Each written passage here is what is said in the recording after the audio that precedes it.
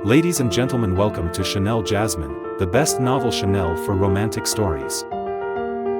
Hai guys, selamat datang di channel Jasmine, channel terbaik untuk menyimak novel-novel romantis. Mohon dukung channel ini dengan subscribe, like dan share video-video yang ada di channel ini. Terima kasih. Perintah Kaisar Naga bab 4358, 4359, 4360. Wajah Su Qingxiu penuh dengan keterkejutan, dan dia perlahan tenggelam ke dasar laut. Apa yang sedang terjadi? Teknik apa yang kamu gunakan? Bahkan laut mati pun tidak bisa membahayakanmu sama sekali. Su Qingxiu bertanya dengan bingung.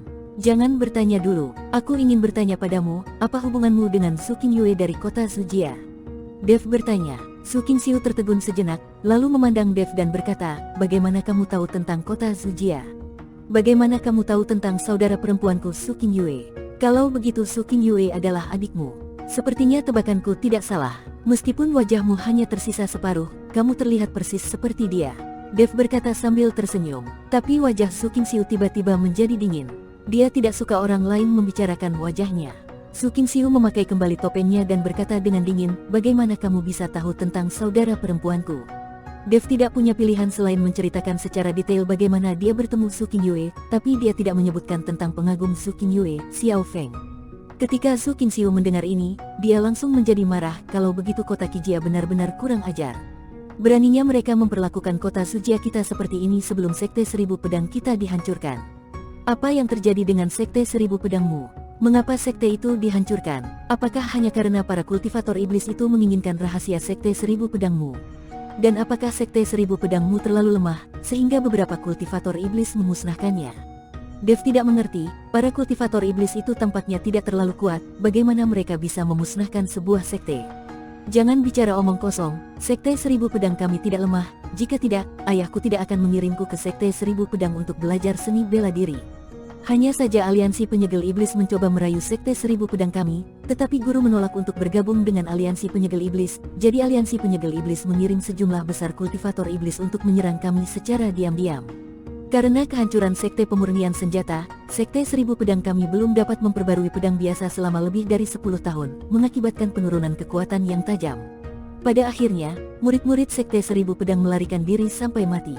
Guru memberiku buku rahasia Sekte Seribu Pedang untuk diamankan. Aku mengambil buku rahasia itu dan lari bersembunyi di Laut Mati. Karena aku menghindari pengejaran, aku tidak sengaja terjatuh ke Laut Mati dan separuh wajahku menyentuh air laut, sehingga aku menjadi seperti ini. Aku bersembunyi di beberapa pulau di Laut Mati. Aku tidak berani pulang karena aku takut kerabatku di kota Sujia akan dirugikan. Aku tidak tahu ini sudah berapa lama. Apakah ayah dan yang lainnya baik-baik saja? Su Qingxiu tidak bisa berhenti menangis saat mengingat masa lalu. Aliansi penyegel iblis terlalu kejam. Cepat atau lambat, aku akan memberantas aliansi penyegel iblis. Mata Dev bersinar karena kedinginan. Ada apa denganmu? Kudengar aliansi penyegel iblis memburumu dengan hadis sumber daya selama 100 tahun. Apakah kamu memiliki dendam dengan aliansi penyegel iblis? Su Kim Kultivasi bertanya. Sebenarnya, tidak ada dendam besar, aku hanya membunuh putra pemimpin aliansi penyegel iblis. Dev berkata dengan ringan. Apa? Su Qingxiu memandang Dev dengan tidak percaya, dan akhirnya mengacungkan jempol kepada Dev dan berkata, kamu sangat hebat, oke, jangan memujiku, nanti aku bisa menjadi besar kepala.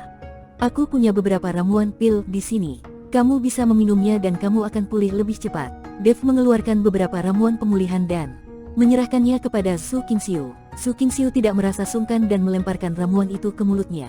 Dan saat ramuan memasuki mulut, aliran air jernih langsung mengalir ke seluruh tubuh, membuat Su Qingxiu merasa nyaman di sekujur tubuh.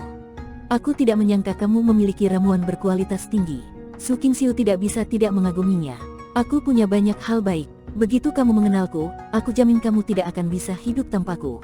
Dev berkata dengan bercanda. Su Qingxiu memutar matanya ke arah Dev, lalu menutup matanya dan mulai mengedarkan energi spiritualnya untuk pulih.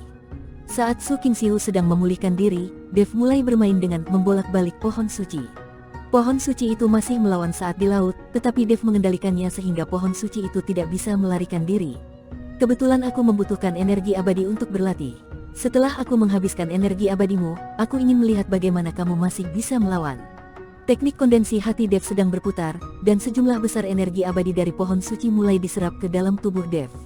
Pada awalnya pohon suci itu berjuang mati-matian, namun pada akhirnya perjuangannya semakin melemah. Tolong, berhentilah menyerap, aku akan mati jika kamu terus menyerap. Saat ini, pohon suci itu benar-benar mengeluarkan suara, dan suaranya terdengar seperti seorang wanita. Ini mengejutkan Dev, yang buru-buru berhenti menyerap dan melihat sekeliling. Dia menemukan bahwa tidak ada seorang pun di sekitar, jadi dia mengarahkan pandangannya ke pohon suci.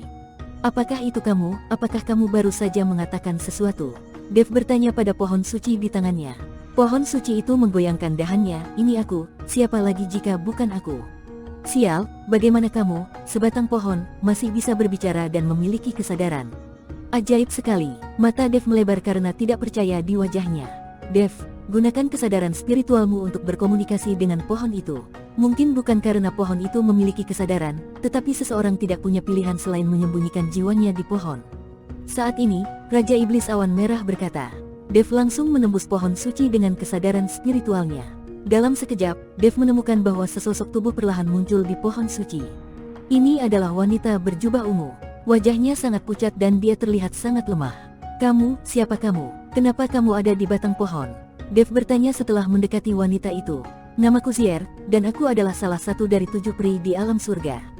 Setelah perang antara dewa dan iblis, aku jatuh ke dunia surga dan manusia. Sisa jiwaku tidak memiliki tempat untuk terikat. Itu adalah akan segera menghilang, sehingga hanya dapat menempel pada suatu bagian dari pulau terpencil ini. Sebelumnya, hanya sedikit energi abadi tersisa di tubuhku, tetapi sekarang setelah kamu menyerapnya, aku khawatir aku tidak akan dapat mempertahankannya lebih lama lagi. Zier itu berkata tanpa daya. Salah satu dari 7 peri.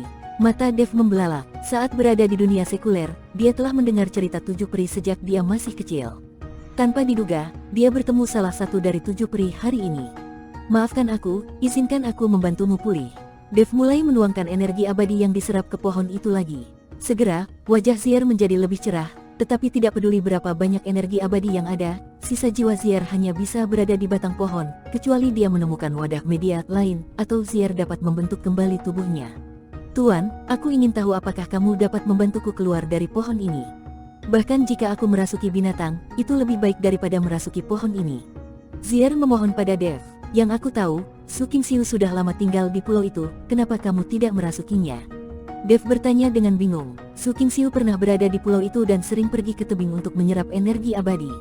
Ada kemungkinan besar Zier akan merasuki Su Qingxiu. Zier menggelengkan kepalanya, aku terlalu lemah sekarang, dan aku tidak bisa terikat dengan orang yang kuat. Terlebih lagi, gadis cantik itu juga orang yang menyedihkan. Aku tidak tega jika dia tinggal bersamaku di pulau itu begitu lama. Aku tidak menyangka kamu cukup baik hati. Saat kamu bertemu denganku kali ini, maka kamu akan memiliki keberuntungan. Aku dapat membantumu membentuk kembali tubuhmu tanpa kamu merasuki orang lain. Dev memiliki batu iblis surgawi. Jika waktunya tiba, dia bisa pergi ke sekte jiwa iblis untuk memulihkan tubuh Zier. Benarkah? Terima kasih banyak, Tuan. Suatu hari ketika aku kembali ke alam surga, selama Tuan terbang ke alam surga, aku pasti akan membalas budi. Zier berkata bahwa dia akan berlutut di hadapan Dev. Dev buru-buru membantu Zier. Bagaimanapun, dia adalah seorang peri. Meskipun dia hanya memiliki sisa jiwa, statusnya juga mulia. Nona Zier, kamu tidak harus seperti ini, tapi kamu harus menerima keluhanmu terlebih dahulu dan tetap berada di dasar laut. Saat aku menyelesaikan urusanku, aku akan membawamu menjauh dari dasar laut, lalu memulihkan tubuhmu. Dev berkata pada Zier. Sekarang Zier terikat pada sebatang pohon, Dev tidak bisa memasukkannya ke dalam cincin penyimpanan. Dan dia juga tidak bisa memegang batang pohon itu setiap hari. Jika dia mencabut pohon itu dan beberapa orang memperhatikan bahwa pohon tersebut memiliki energi abadi, kemungkinan besar pohon tersebut akan berada dalam bahaya. Jadi Dev memutuskan untuk meninggalkan Zier di dasar laut. Bagaimanapun, tidak ada yang datang ke dasar laut mati.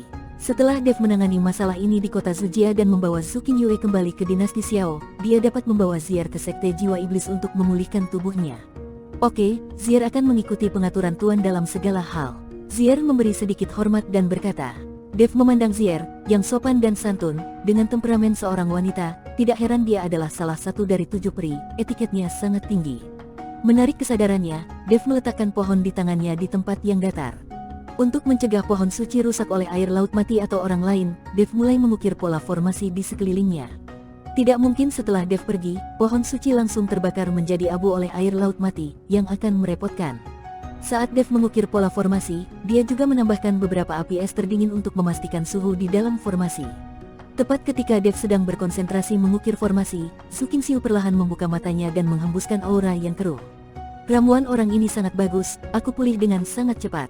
Su Qingxiu merasa segar dan kekuatan fisiknya pulih dengan cepat. Apakah menurutmu ramuanku sangat bagus? Aku akan memberimu lebih banyak lagi untuk kamu ambil dan gunakan.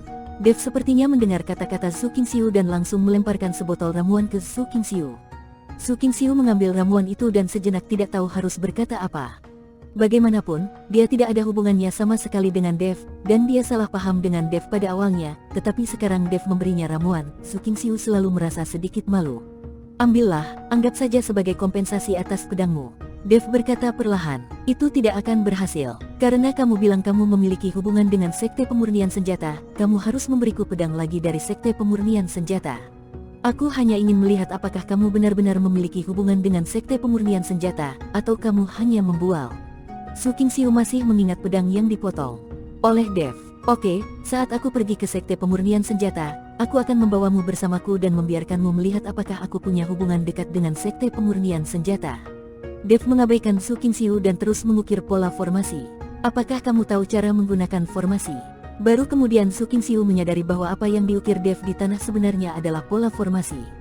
Dev mengabaikannya dan berkonsentrasi mengukir pola formasi. Formasi ini tidak hanya dapat melindungi pohon suci dalam formasi tersebut, tetapi juga menghalangi bocornya energi abadi dari pohon suci, agar tidak memperlihatkan posisinya. Su Qingxiu melihat lebih dekat, lalu ekspresi terkejut muncul di matanya, dan ekspresinya sedikit berubah. Meskipun Su Qingxiu tidak memahami teknik formasi, jadi seolah dia seperti tidak pernah makan daging babi dan tidak pernah melihat babi melarikan diri. Ketika Sekte Seribu Pedang meminta ahli formasi untuk mengatur formasi untuk melindungi sekte, ahli formasi juga mengukir pola formasi satu demi satu.